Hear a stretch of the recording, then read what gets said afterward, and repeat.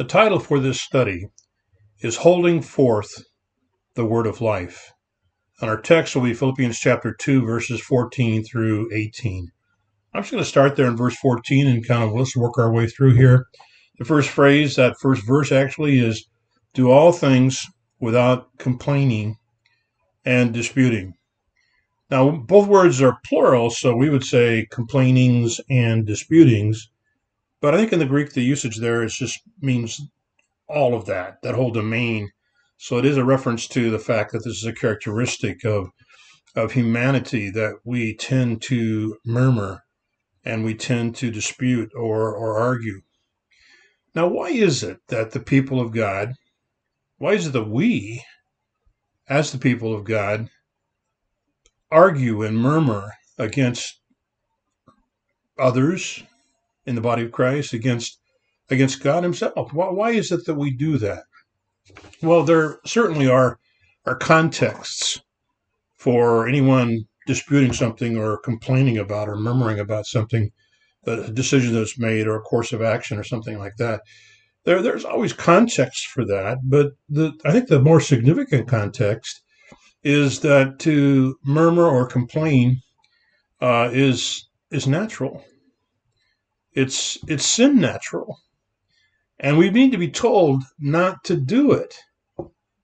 Paul says if you do this, if you don't complain and murmur, you become blameless and harmless, children of God, without fault in the midst of a crooked and perverse generation. So that first phrase in verse 15, that you may become blameless and harmless. Blameless simply means that. It means unblameable. We pretty much straightforward translation there. Harmless literally means to be unmixed, without a foreign substance. So it would take on the meaning of being genuine or authentic. We might say the real deal.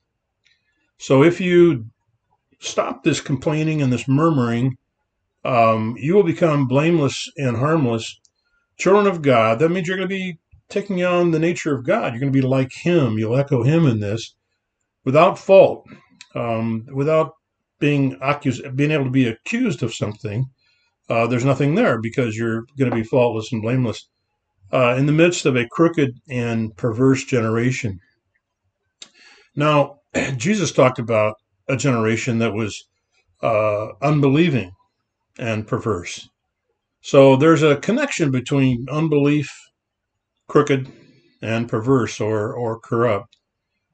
The word for crooked is from which we get our word, scoliosis. So it means to be curved. So the idea here is that through unbelief, there is a deviation from faith and from truth, therefore. And because instead of going in a straight line along the line of faith and truth, you become curved, and that eventually, following that curved line, will eventually take you from a pretty great distance morally from faith and from truth, and you will become perverse. Now, generation can be anything from a generation to a neighborhood, to any group of people. It can be characteristic of a nation. So that's a context that we all have. Not only are someone upsetting us, or not only our own sin nature, but we live in the context of a perverse generation. And it's into that generation, into that group of those who are morally perverse, that we are to shine our lights. Paul says to them that among whom you shine your lights in the world. Now, the Apostle John says that in Jesus there is life, and that life is the light of men. So the light shining in darkness is life entering into the context of death, the darkness of death. And Paul says that we are to shine our lights in the world, the Church of Philippi, but it means us too, right? Holding fast the word of life. And so that's it. Holding fast the word of life means holding it out. That's what's shining. The light that's shining in the darkness is the word of life. It's the gospel of life in Jesus Christ. It's his life that is shining through us. And through his life, he has conquered death. And Paul says, if you do this, if you continue to shine that light, the light of life, into the darkness of this perverse generation, he says that if you do that, then I'll rejoice. I'll be able to rejoice in the day of Christ, that I have not run or labored in vain.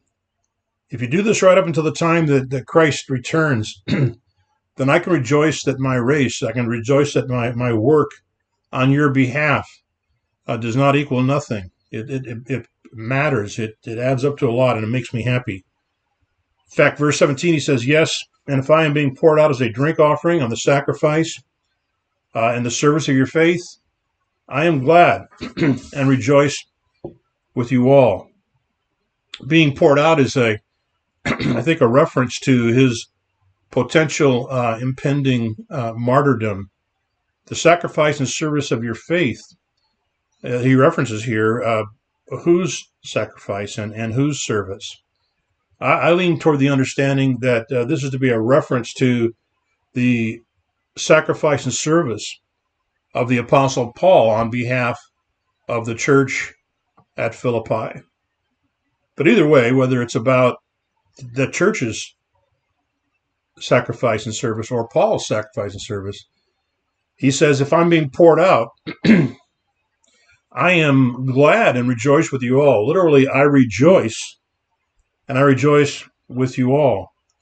So he's saying, I rejoice. It gives me joy personally to be poured out on your behalf. And I share the joy that you have because I'm being poured out on your behalf. So we should both be rejoicing for the same thing. Then verse 18, he says, for the same reason, you also be glad and rejoice with me. Again, the wording here is, for the same reason, you also rejoice and rejoice with me. Rejoice for yourselves and rejoice for me.